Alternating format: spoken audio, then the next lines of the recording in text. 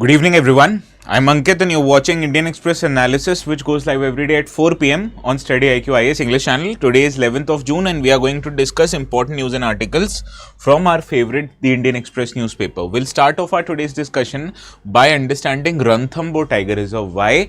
Because in a span of last 1 month, the tigers located in Ranthambore Tiger Reserve, they have killed 3 human beings.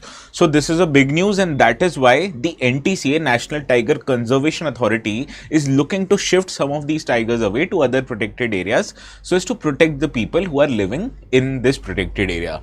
So this protected area, whatever is in news, becomes important from GS paper 3, and especially because a body known as National Tiger Conservation Authority, it regulates these protected areas, and that becomes important, right? So we are going to discuss in detail every fact related to Ranthambore Tiger Reserve. In the second article, the demands for amending the Wildlife Protection Act 1972 has emerged from the state of Kerala. Why? Because Kerala is facing an increasing brunt of animals moving to populated areas, destroying crops, attacking human beings, right?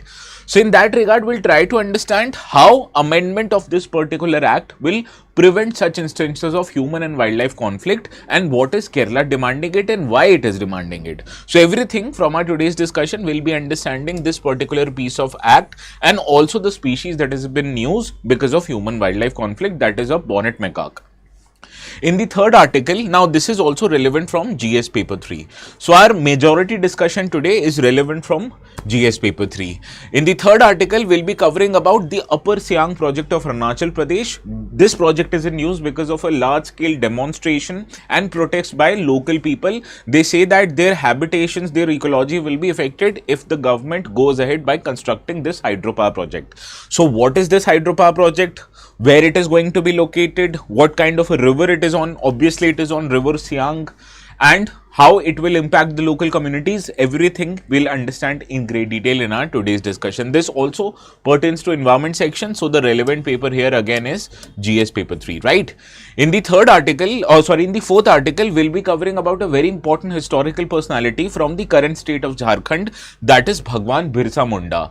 Yesterday, Bhagwan Birsa Munda's 150th death anniversary was actually people like Prime Minister Narendra Modi, CM of Jharkhand, Mr. Hemant Soren, every one of them, they pay tributes to this historical figure. So we'll try to understand where this historical figure fits into our history, what kind of a role he played that made him immemorial in our memories, right? Now this is relevant from GS paper 1 discussion because it pertains to modern history, right?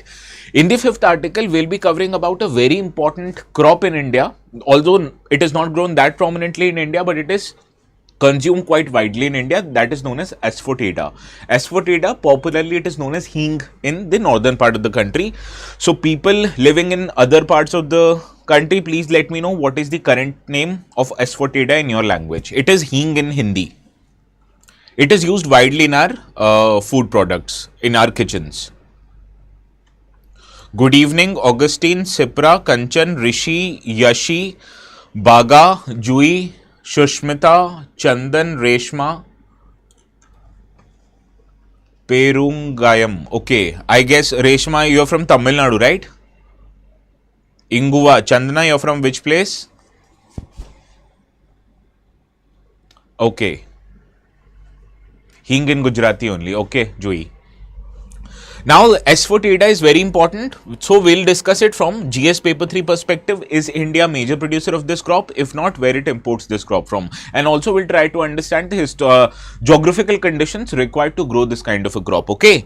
And in the last article, we'll be discussing Ramsar sites because 2 sites in Rajasthan have been given the tag of Ramsar sites. So we'll understand what Ramsar sites are related to, where are these sites that have been in news. All of this we'll cover in our today's discussion. So you can understand 1, 2, 3 and 4.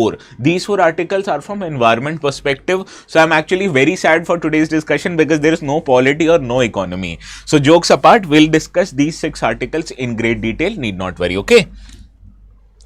Now the notes for this session, as usual, you understand they will be available on my Telegram channel. This is called as ETS Live. So this Telegram channel, you can go and download the notes and subscribe it if you still haven't. If you are unable to find the channel, you can scan this QR code also. This will take you directly to the channel, right? Shiv Kumar, you're from Karnataka. Okay. Okay. Hing. Majority people use the word hing. Sometimes the local languages like Perungyam and Ingua are also used. Okay. Karnataka, Kannad. I'm assuming Kannad or Tulu. Chandra. Ingua. Okay. Chandra, Andhra. Okay. Telugu, Ingua. Okay. Now I remember. Now let us start our today's discussion with this first article. It appeared in page 15 of the newspaper and it says no decision yet on panel's advice to shift 3 race tigers. And this news article pertains to a protected area located in the state of Rajasthan known as Ranthambore Tiger Reserve. Okay, so let us understand first the context why we are discussing this particular protected area. In less than 3 months, 3 fatal attacks on humans have took place in a radius of less than 500 meters inside Ranthambore Tiger Reserve. And on Monday, hours after the third death which happened, the National Tiger Conservation Authority (NTCA), with the Union Minister's approval, has cleared the proposal to shift 3 tigers from Ranthambore. But a go-ahead from the Environment Ministry is still awaited. So this is an ongoing development. But still, it does not prevent us from discussing 2 important facts locating to this article, that is Ranthambore Tiger Reserve as well as the body National Tiger Conservation Authority. So we'll discuss both of them in detail, and if there is a future development in this regard, we'll also cover them in our subsequent discussions the day when that news appears, right? So first let us understand what is Ranthambore Tiger Reserve. It was established in 1995, then it was called as Savai Madhopur Game Sanctuary, and it was established by Government of India. In 1973, this was declared as one of the Project Tiger Reserve sites, and it also became a national park in 1980. Now, tigers, they are present in 4 different locations in the state of Rajasthan. In southeast part of the state, Bundi, which is located very near to Kota, there is this Ramgarh Vishadri Wildlife Sanctuary. Similarly, east to it, Kota Mukundra Hill Tiger Reserve is there. In Savai Madhopur, where we are discussing, Ranthambore Tiger Reserve is located, and towards the northeast part of the state, Alwar, there is Sariska Tiger Reserve. So these 4 places in Rajasthan, they house tigers. We are discussing Ranthambore Tiger Reserve, which is located in Savai Madhopur district in the eastern part of this particular state of Rajasthan, right? Now, the location, as you can understand, it is located in Savai Madhopur district at the junction of Aravalli and Vindhyan ranges in the eastern part of Rajasthan. So, if the question appears which mountain ranges are located quite close to Savai Madhopur, you can safely say Aravalli and Vindhya, right?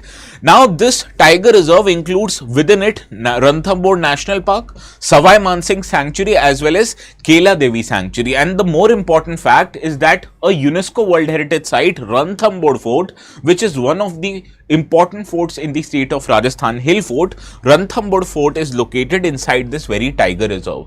Similarly, the rivers of Chambal and the tributary of Chambal, Banas, it is also flowing through this particular protected area. So this is an important fact. This is an important fact that you need to remember. Ranthambore Fort, you will have no difficulty in remembering it, obviously because of the name. It is a UNESCO World Heritage Site. But please remember Chambal and Banas. Banas is a tributary of Chambal River, and Chambal itself is a tributary of which river? Please let me know in the comments so that I know.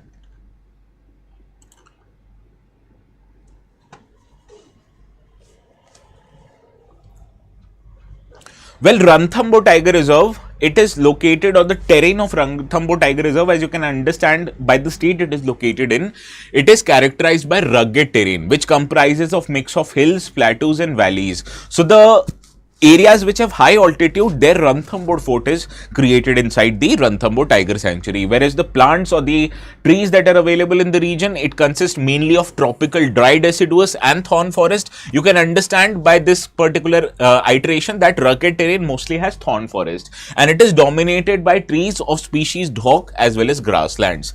Now, in terms of animals that are present in the region, it primarily has tiger, obviously because it lends itself name. Other predators includes leopards, sloth bear, jackal, striped hyenas are there, whereas desert fox, also a predator, as well as palm civet, they are also a famous species of this tiger reserve. What is most important that you need to understand, tigers live here.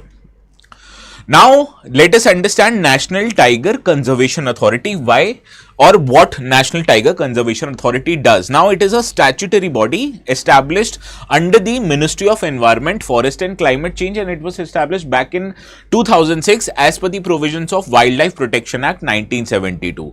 Now, the composition of NTCA is that the chairman of NTCA is the minister who is in charge of Ministry of Environment, Forest and Climate Change. Minister of State in the same ministry acts as the vice chairperson, whereas 3 members of parliament and the secretary of MOECC, they are the members of this NTCA. Now, the big question is what NTCA does. Why is NTCA news? We need to understand its objectives. Now, first, NTCA provides a statutory authority to the Project Tiger so that officials, they are legally bound to follow the directives of this particular body pertaining to how to manage the tiger reserves, how to protect the populations of tiger, right? And it fosters accountability of center, state in management of tigers. Now, you understand the monitoring and regulation of tiger population in India is done by central government, but when it comes to implementation on ground, the primary responsibility is of state government. So you need a body that has the authority to direct both of these separate governments so as to protect the population of tigers, and this is why the NTC was credited or created. Similarly, it also provides a basis of MOU with states so that they are agreeing to the facts that they would want to protect the tigers in their own jurisdiction, right? Similarly, it provides for an oversight by parliament. They need to provide reports of its working to the parliament by submitting reports so that it fosters accountability directly by the Parliament of India. Similarly, it not just wants to protect tigers by ignoring human beings, it also addresses concerns relating to livelihood of people who are located in the tiger reserves or nearby, because you understand when you protect an area, you literally stop any economic activity from happening without any regulation. So automatically it will affect the livelihood perspective of people who are living in that area. So you need certain kind of mechanism that also ensures that their livelihood is protected, that they can go in and come out, they can sell the products that are grown inside the tiger reserves. So all of these measures are undertaken by National Tiger Conservation Authority. So that is why before shifting the tigers, you need the approval of NTCA, and that is why NTCA approval was sought after these tigers attacked human being and killed 3 of them, right? So this is the responsibility of NTCA. Yes, Yamuna, Chambal is the tributary of Yamuna. Good, Shushmita and Joy. Well, Tulu is not so recluse language. It is quite widely known. Let's see how many of you are able to solve this question.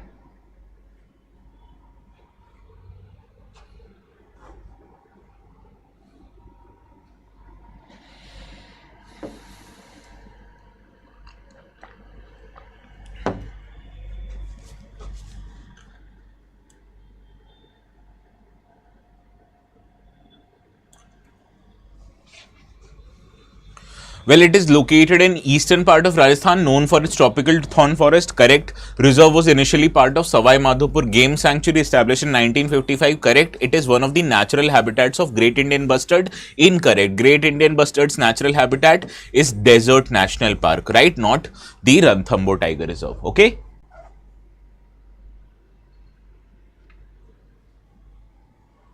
Ishan sir, doesn't NTCA have the chairpersons of SCs and STs as the members? Please correct if I am wrong.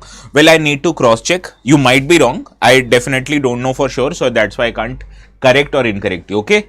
I'll ensure to take care of this information and I'll update in the group. No need to worry. Okay. Thanks for bringing it to my notice, Ishan. Now let us move to the next article. This appeared in the explain section of the Indian Express newspaper on page 18, and it asks a question: why Kerala wants Wildlife Act amended to kill some animals. Does Kerala want to kill animal on its own? Obviously not. There must be some reason, so we'll explore the reasons in our today's discussion. Now Kerala has sought the permission of Union government to kill wild animals that pose a threat to human life and properties in the state of Kerala, and for that Kerala wants the Union government to amend an act passed by Indian Parliament known as Wildlife Protection Act, so that the state can be allowed to kill wild animals that forays into human habitats, destroying life and property, right? So let us understand first the scale of wildlife attack in Kerala. it must be huge. That's why the Kerala has now been forced to ask for amendment of Wildlife Protection Act. Now, wildlife attacks, they've emerged in Kerala as a major issue with government. It has identified that 273 village local bodies out of total 941 have emerged as a hotspot for man-animal conflict, and as many as 919 people were killed, whereas close to 9,000 people have been injured in last about 8 years, according to government's data, because of these animal attacks. So obviously the scale of problem is quite huge, and that is why Kerala wants to control this menace. Now the problem animals that are mainly are the ones tigers, leopard, elephant, bison, wild boar, bonnet macaque and peafowl. But you need to understand, bonnet macaque and peafowl are not a threat to life of human being. However, their repeated raids have forced the farmers to abandon their vast tracts of agricultural land, because these animals, they destroy the farmlands. So this is the problem Kerala is facing. Now, what has led to an increase in instances of human and wildlife conflict? We need to understand that. Now, there are many reasons. It includes regional fluctuations in the wildlife population. Sometimes, in absence of quality habitats, the animals are forced to move out and seek for food that they find in human locations, right? Similarly, grazing of domestic cattle in forest area is a probability then that the animals or the domesticated animals and their shepherds, they go to the forest area so that they can graze their animals, but then they are attacked by wild animals there. Similarly, changes in cropping patterns have witnessed that more and more areas are now utilized for agriculture, and that also includes removing some of the forest area. So where would animals go, right? So this is the problem that the state is facing. But the most important part that has been highlighted in this article is the population explosion in cases of wild pigs and some cases of monkey that has led to wreck of this destruction in the habitations of human being. So all these factors on one side, another factor, that is population explosion of these vermins like wildlife pigs and monkeys, have led to increased instances of attack. Now, the existing legal framework, it puts constraints on the state government so that they can take such timely actions in cases of emergency, especially if the animal is protected under Schedule 1 of Wildlife Protection Act. I have told you multiple times when we are discussing any species in news, whenever a species is listed in Wildlife Protection Act, which means hunting, capturing those animals is a punishable offense where you will be imprisoned also in case you hunt or capture these animals, especially the ones that are mentioned in Schedule 1. Now, tigers, leopards, etc., they are mentioned in Schedule 1. So, basically, even the government can't kill them without the permission of the union government. Now, before ordering the killing of dangerous animals, the state chief wildlife warden, he should be convinced that this animal can't be captured, tranquilized or shifted to another place. And even if you are able to capture the animal, now you can't just keep them in close confinements. You have to take these animals, translocate them somewhere else. So this is the problem that the Kerala is facing, that even after they are posing threats to habitations and human life, by law, the government can't kill them, okay?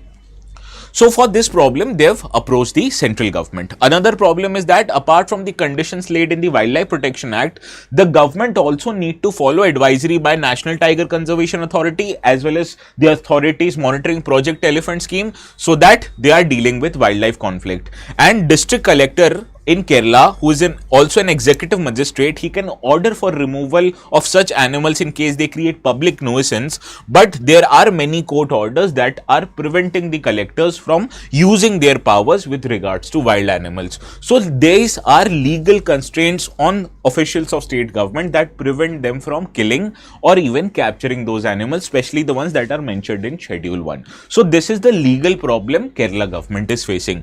Now, obviously, to sort this legal problem, the state government wants the central government to amend the Wildlife Protection Act so as Kerala can be allowed to kill all man-eating wild animals. But the government of Kerala has said that we are not looking for the central government to provide us power to indiscriminately kill wild animals. We will only kill those animals that pose a threat to life and threat to cultivation, and this will only be allowed for a certain period. We won't get the power so that we go and killing all the animals. We will kill only those animals that pose a threat to life, and only for a limited period. And this permission, they are saying that please give us a permission even on a region specific or a seasonal basis. We don't want an infinite power. We just want this power so that we are able to control this instances of animals attacking, right?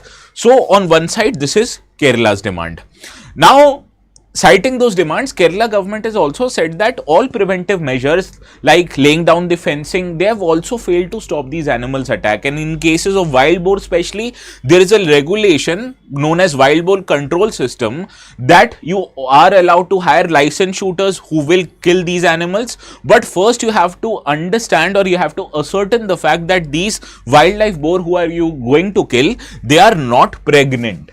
And if they are not pregnant, then only there you can kill them. So this is a kind of an impractical guideline that have failed to serve the purpose. And how will you be able to ascertain just by looking an animal that that animal is pregnant, right? So this is kind of a guideline that poses restrictions on Kerala's ability to counter this menace. So that is why they are wanting to control the population. Now state first wants these wildlife boars to be declared as vermin for certain period under section 62 of the act. Basically, if any animal is declared as vermin, the government can kill them, right? Similarly, the state also wants to address the issue of a monkey species known as bonnet macaque, because they are currently mentioned in Schedule 1 of the Wildlife Protection Act, and I have told you capturing and killing of these animals, especially the ones in Schedule 1, are prohibited by law. And these were included back in 2022. Before 2022, what the Kerala government used to do, the chief wildlife warden could order capturing and relocating of this monkey. But now, as they are mentioned in Schedule 1, they cannot take any suo motu action to counter this threat. So that is why they are concerned mainly because of the population of wildlife boars and bonnet macaque, and they want them to be declared as vermin so that governments can kill them, right? Now, my discussion or my attention obviously went on these species. इन्होंने क्या बिगाड़ा है, right? So why are bonnet macaque a subject of our today's discussion? You can see the image of this monkey, such a poor monkey. That monkey can't go to Supreme Court and file for a PIL to protect itself, right? So let us understand few facts relating to this bonnet macaque. Now the biological name of this species is Macaca radiata, and also it is known sometimes as Zati. Now it is a species of monkey which is endemic to southern part of India only, right? Now the habitats of this species, as whenever a species is in news, we cover three facts relating to that species: habitats, habits, as well as protection status. So first let us understand the habitats of these species. Now the geographical areas where these monkeys are found, obviously they are limited by Indian Ocean on the three sides and Godavari and Tapti rivers in the north. Therefore these are located exclusively in southern part of the India, and their northern competitor, it is known as rhesus macaque, right? They are the monkeys that are available in north. Close family members. Macaca radiata or bonnet macaque is in south, rhesus macaque is in north, right? Now the bonnet macaque, in terms of its behavior or habits, it is diurnal in nature. What is a diurnal animal? Diurnal animals, like human beings, are the ones that are active during the day and they often sleep at the night. Similarly, they are monkeys, so obviously they will be arboreal in nature, that majority of their time is spent over the trees and on the trees, and they are also terrestrial animals. Now in terms of dietary preferences, it is not vegan, it is omnivorous, means it is feeding on fruits, nuts, seeds and small insects and sometimes even crops. Now in terms of its behavioral pattern or social pattern, they prefer to live in groups or troops, and they have a clear hierarchical structure of dominance. So the big or the dominant monkey would be alpha monkey, followed by beta monkey, followed by gamma monkey, etc. Now another fact that gathered my curiosity, it was that male bonnet macaque, they are generally far more laid back in their attitude. They have a carefree attitude as compared to other macaque species. So the competition among the male bonnet macaque species is much more subdued, and they have an outlook of more of a pacifism rather than an aggressive outlook towards their social life, right? Now let us understand their protection status. Now in the IUCN Red List, they have been listed as vulnerable species, whereas in CITES, they have been listed as Appendix 2 species. Appendix 1, I told you, unless there's an emergent circumstances, commercial trade of those species is prohibited. But about Appendix 2, it requires countries to regulate the trade, monitor the trade, so that to ensure that it does not lead to exploitation of these species. So trade of these species are permitted, but under regulation. It is prohibited unless there is an exceptional circumstances in Appendix 1. Now about Wildlife Protection Act, as I've told you multiple times, they have mentioned in Schedule 1 species, that is currently you can't capture or kill them. Understood? Now, if you have understood all of this, let's see how many of you are able to solve this question.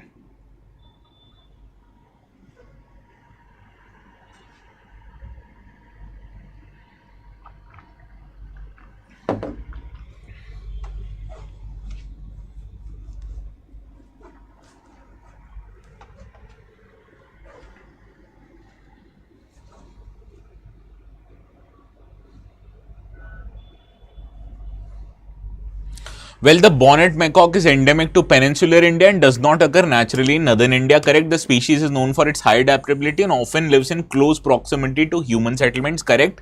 Bonnet macaque is listed as endangered in the IUCN Red List. Incorrect. 1 and 2 is right. Option A is the right answer. Okay.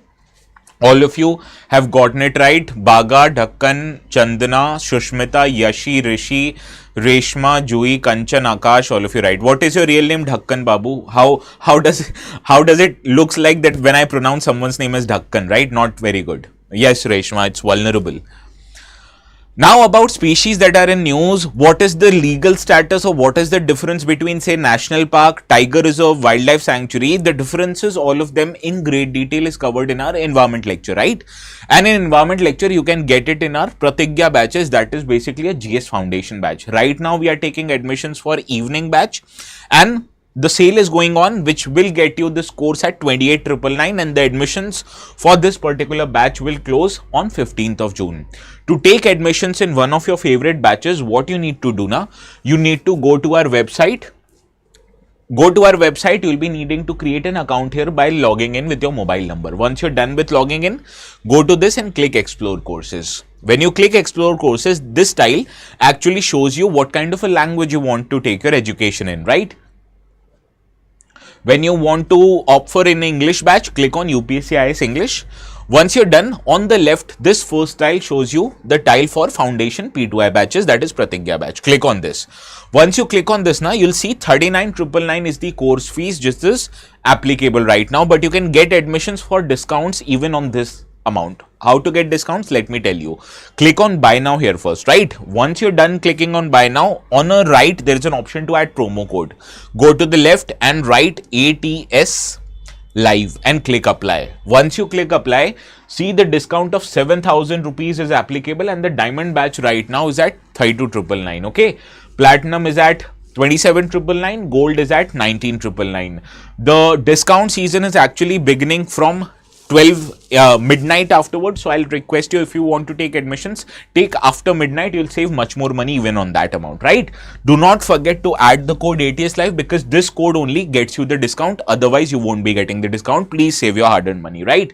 Now, the next question is what kind of a batch you want to opt in. I told you the course fees for diamond batch, and why I told you this, because this is the best available batch that has all the features of our StudyIQ platform. Whereas some of the features, gold and platinum, they are not present.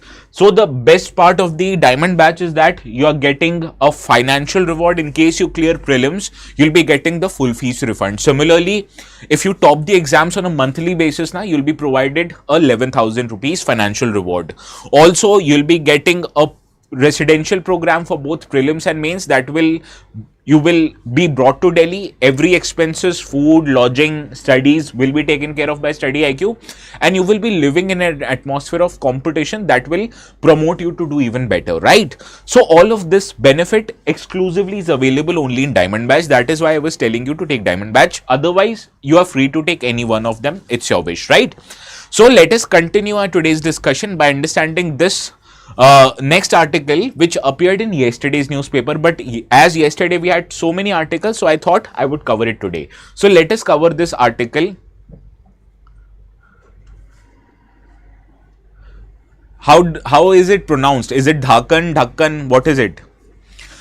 Now we'll discuss this article. It says a protest is going on because of Upper Siang project, and because of that the company implementing this project, National Hydropower Corporation NHPC, is going to fast track the selection of the site. So first let us understand the context of our today's article. The protest has been occurring because as this project will be constructed, displacements of local people is bound to happen, and obviously people who are living in that area for a long time, they wouldn't want to be displaced. And this is because a 11.2 gigawatt worth of hydropower project known as Upper Siang project is being constructed in the state of Arunachal Pradesh, and these are the three sites that are projected, so that among these three sites the project will be constructed in either one of them, and these are located quite close to Chinese border in the state of Arunachal Pradesh, right? Now this has many strategic importance also for India. We'll understand what is the strategic importance. First, let us understand few details about this Siang project. Now it is a multi-purpose hydroelectric project, obviously aimed at first flood mitigation by maintaining the course of Siang river's natural flow, and also generate hydropower electricity as much as 11,000 megawatts. Now in terms of its district, it is located in Upper Siang district of Arunachal Pradesh on the river Siang, which is a tributary of Brahmaputra. Basically a tributary of Brahmaputra. It is also known as Siang in Arunachal Pradesh. Now the project is going to be located in Upper Siang district or in Siang district. In either of these three locations, they are going to finalize it in near time. Now this begging is in Siang district, whereas Ditedim and Ugang is in the Upper Siang district. They are bordering districts in the Arunachal Pradesh region. Now the Upper Siang project, it is going to have the reservoir capacity of 9 billion cubic meters and the installed power generation capacity of 11,000 megawatts. This is basically 11 gigawatts, right?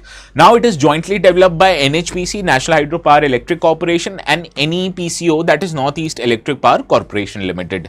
Now the project is designed such a way that it will mitigate flooding from upstream water releases, because you understand China is going to construct world largest hydropower project in the Medong district of their Tibet region, so as not to let the water flow so much because of the release of floodgates. You need to create a reservoir yourself, and that is why this Upper Siang project is very crucial strategically, in addition to its requirement of generating hydropower electricity. Similarly, it will allow to maintain the river flow during the lean seasons, that is when the waters in the river flow for a lesser amount. So you will be able to control floods in the times when water flow is quite high, and in terms of lean water flow, you will be able to maintain a steady flow of water. So this is how a project works quite well.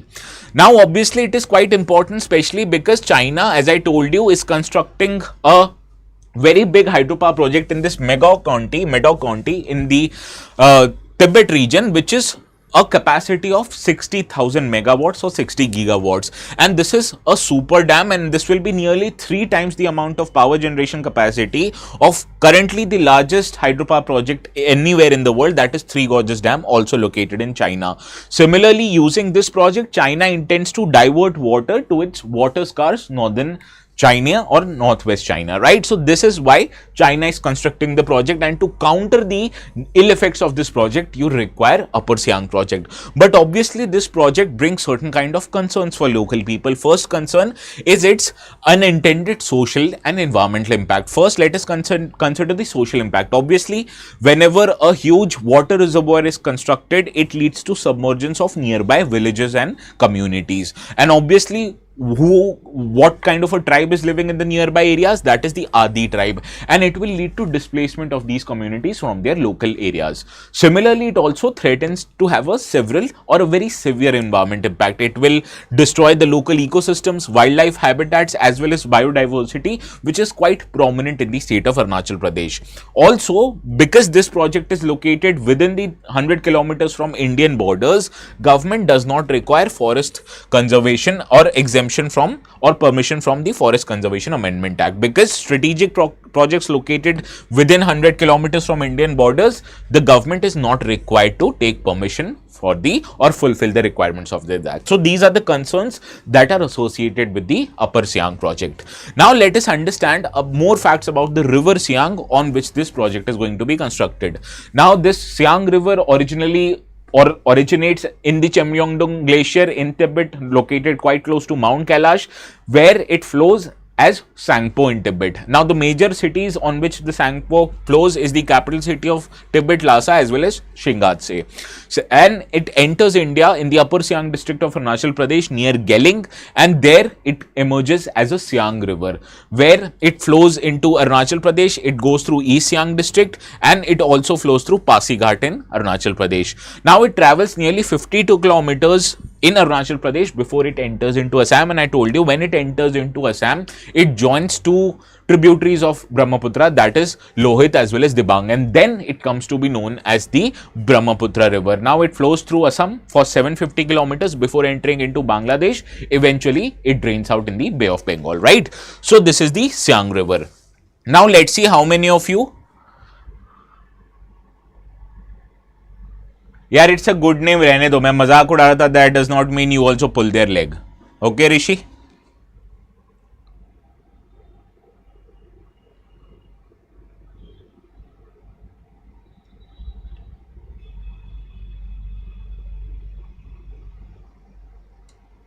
Quickly, Chandana, Baga, धक्कन, ऋषि, Reshma,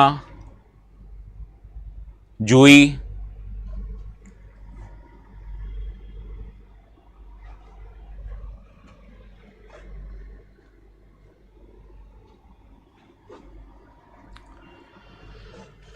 Well, the Upper Siang project is proposed on Siang River, which is a main tributary of Brahmaputra River in Arunachal Pradesh, correct. The primary objective of this project is to provide irrigation facilities to the northeast India, incorrect. What did I tell you? The primary intention was to generate hydropower electricity and also to mitigate floods. There is nowhere mentioned that it will support irrigation, right? So option A is the right answer. All of you have gotten it right.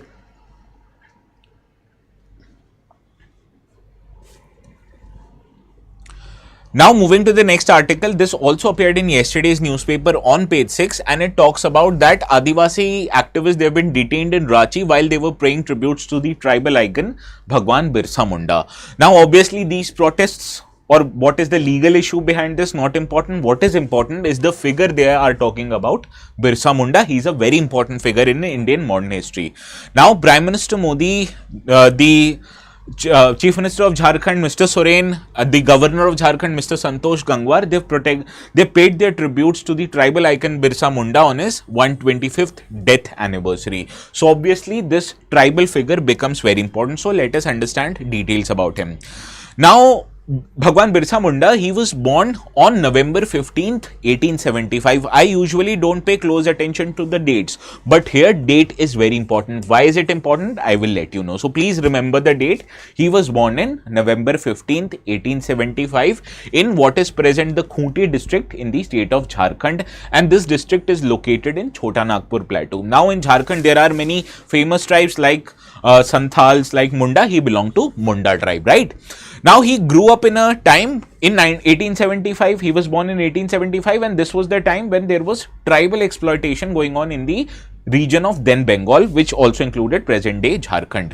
And amid this colonial exploitation, what the Britishers do, or they did, was that there was this traditional land management system of tribals known as Khund-Katti land system. And you understand, tribals, they do not own the land individually. Rather, land owning system among tribals is a community land owning system. So suppose there is a tribal piece of land, it won't be owned by a single individual. Rather, that land belongs to the entire community. Okay.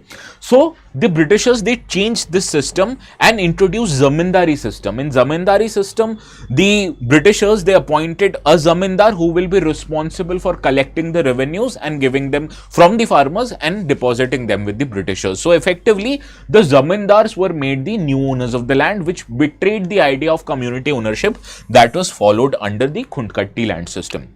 So this obviously aggrieved the tribal population because it dispossessed the tribal communities with their land. And you understand, tribal communities are much more attached to their land as compared to other people.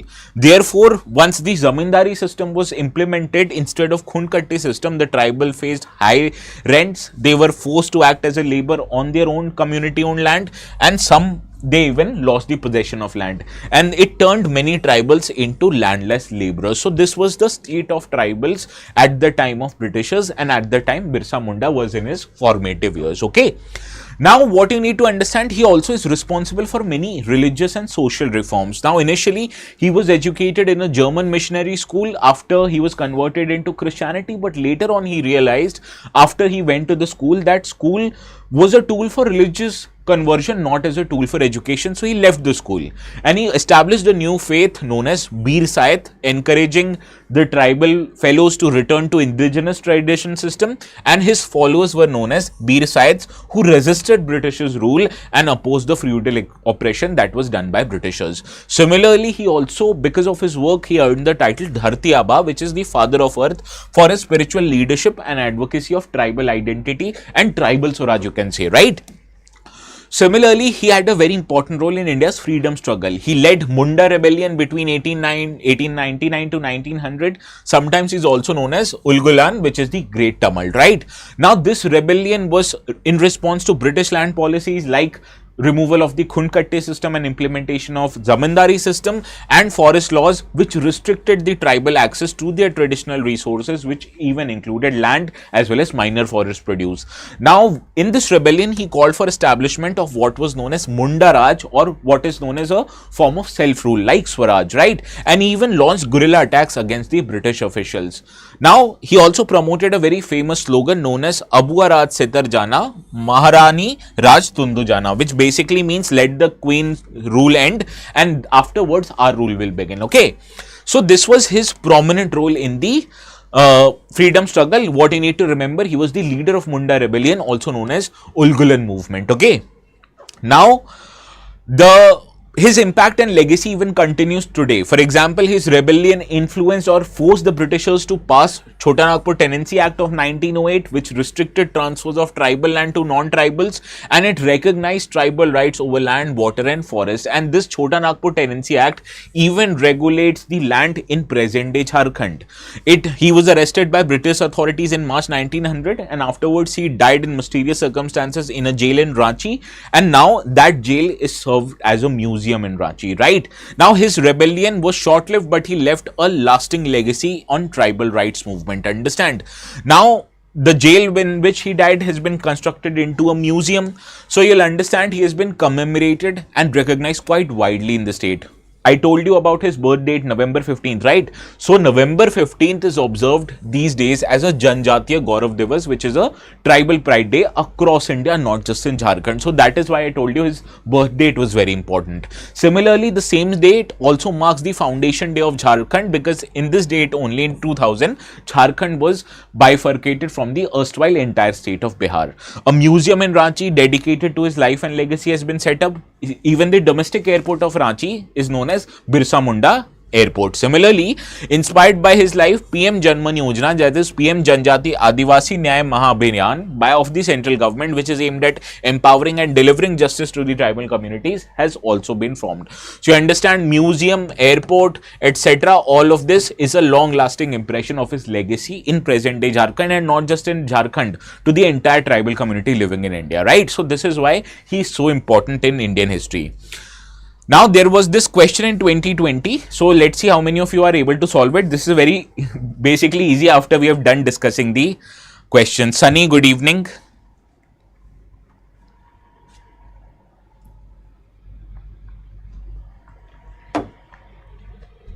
Oh, actually, my mother grew up in Ranchi, Jharkhand also. So, Anuj. So, I quite frequently go to Ranchi once in few years.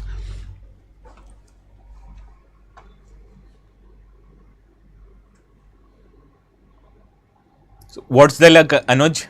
It's your first live class and we are discussing Birsa Munda and Ranchi. Yes, no need to discuss. Birsa Munda is the right answer, okay? Now, let us move to another article. This I have taken basically from the Hindu newspaper because this was a very important article. So, I thought I shouldn't let the institutional restriction limit our scope of our today's discussion. Okay. So, this article basically talks about the story of how hing came into India and became to be cultivated into India. Now, CSIR, Institute of Himalayan Bioresources Technology in Palampur, Himachal Pradesh, has reported a first successful flowering and seed setting of asafoetida, which is also known as hing. Now, it marks a significant milestone in the acclimatization and domestication of this crop on Indian soil. So, in this regard, let us understand few facts about asafoetida. Asafoetida, its botanical name is Ferula asafoetida, which is a perennial hub, and the common name of this crop basically is hing entire in most parts of the India, if not entire India. Now, the source from which it is derived from the oleogum resin in the plant's taproot of the asafoetida plant. Now, the use of this species is that it is widely used as spice in our kitchen. Similarly, it has many medicinal properties also, and it has been quite famously mentioned in the Ayurveda as well as important historical texts like Charak Samhita, which is the origin of Indian medicine, Mahabharata, Piplada Samhita, which is a part of Atharva Ved, and Panini's text. All of these texts, they mention asafoetida and its benefits. What are its benefits? We'll cover it, need not worry. Now, first, let us understand important cultivation zone of these crops. These are cultivated in cold arid regions of Iran, of Afghanistan and Central Asia. India used to import a lot of asafoetida from Afghanistan, and the conditions in which these crops are grown, they grow well in sandy, well-drained soil, but you need to understand these soil needs to be of low moisture. That is why they are grown in arid regions. Okay.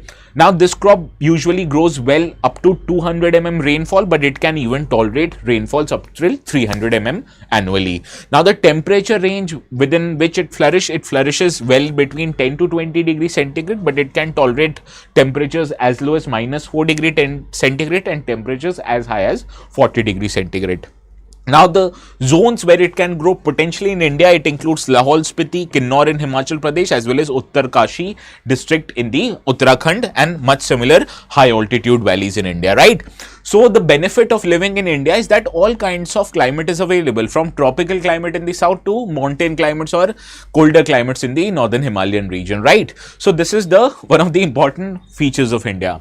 Now, let us understand important features of asafoetida. It has a long maturation period because it requires 5 years to mature before the flowering and resin extraction can happen from the plant. The resin yield, the oleoresin forms about 40 to 64% of the dried gum extract from its roots, and these species are also drought tolerant because it survives harsh winters and minimal water, and it remains dormant in the extreme cold. This is an important feature of this plant because it can remain dormant and even survive in the extreme cold. Now, it also has many medicinal uses. It has been known to treat digestive issues, bloating, abdominal pain, and it even helps stimulate metabolism. Now, the cultural role of this asafoetida is used in rituals, cooking, as well as traditional medicine. So, this is why it is so important for Indian kitchen, for Indian medicine, etc. And that is why it has been mentioned in our historical texts also. Right? Now, the significance of the indigenous cultivation of this crop is that India, until very frequently, it was import dependent for 100% of its domestic requirements. Now it is moving towards domestic production, so you can understand it will reduce our import dependency. Breakthrough in adaptation as successful flowering and seed has happened in Palampur, Himachal Pradesh at 1300 meter altitude above sea level, showing its adaptability beyond cold desert zones also. Now, national importance also. Hing has a Hing Germplasm Resource Center, which was established in 2022, and development of tissue culture labs to scale up of cultivation efforts are also going on. So, this shows that it is very important commercially also in India. Now, there was this 2020 question on cotton, right? So, I have changed that question to suit our today's discussion. So, let's see how many of you are able to solve this question.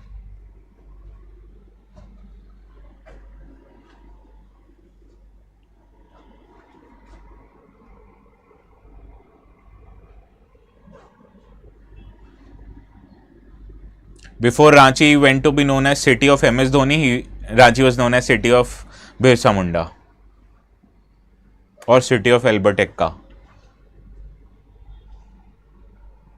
Well, after the class, just Google about a historical figure, Albert Ekka, okay? Very important figure in Indian history, in modern Indian history. Yes, asafoetida is the right answer.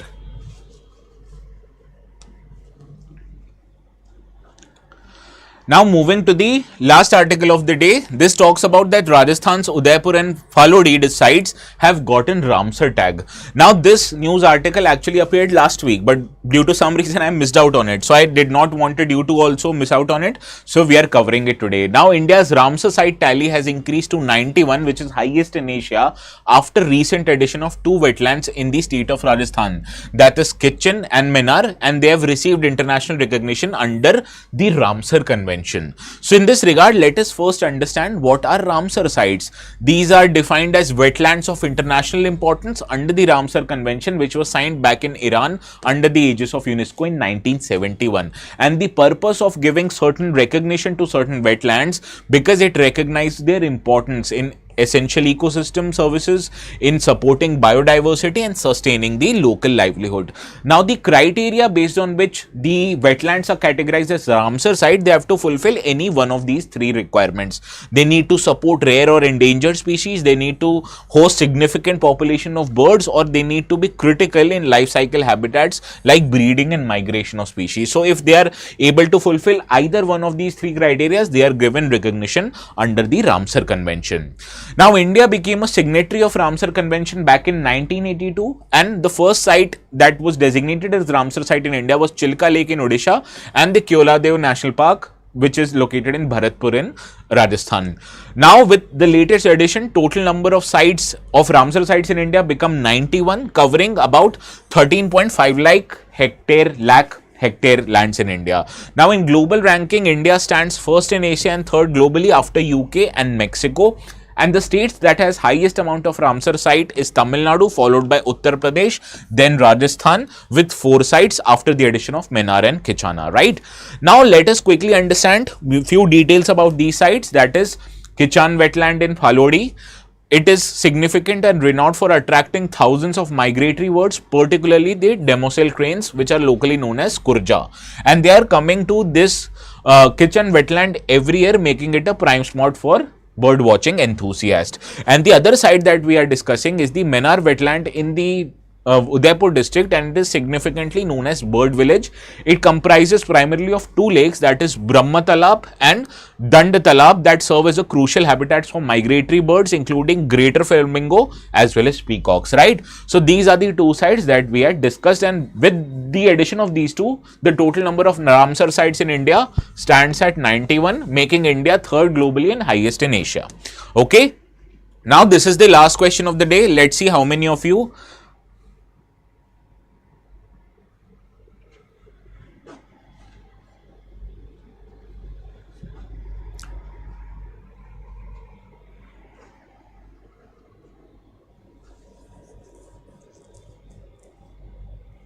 There's a very famous chalk in Ranchi also, Albert Ekka Chalk, where the main road begins, near Firailal. Anuj will get it. What is Firailal?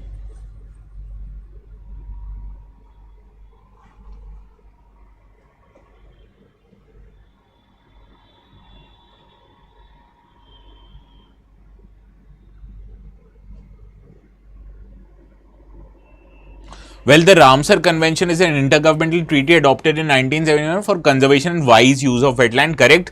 All Ramsar sites in India are also declared as protected areas under Wildlife Protection Act. This is incorrect. Some might also be designated as community reserve, right? So that is why second is incorrect, first is right, option A is the right answer. All of you have gotten it right. So this brings an end to our today's session. You can download the notes on the channel ATS Live. I will upload the notes in few minutes from now, okay? So this is all from my side. We'll see each other again at 4, and I'm planning to have a Ask Me Anything session. Okay. So Ask Me Anything session, you can ask any of the doubts relating to your academics, how to prepare, what kind of a subject, what kind of a books, and I'll let you know what will be the date of that session, okay? So we'll see each other again. Please have a very good day.